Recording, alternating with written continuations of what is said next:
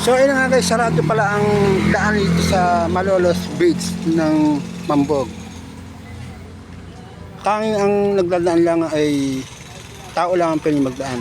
Kaya kung babalik ka ng Pabulacan, bababa ka dito sa entrada ng Mambog tapos transfer ng tricycle. Bale dito papuntang Bulacan tapos sa kabila papuntang Malolos. So yun lang guys, salamat.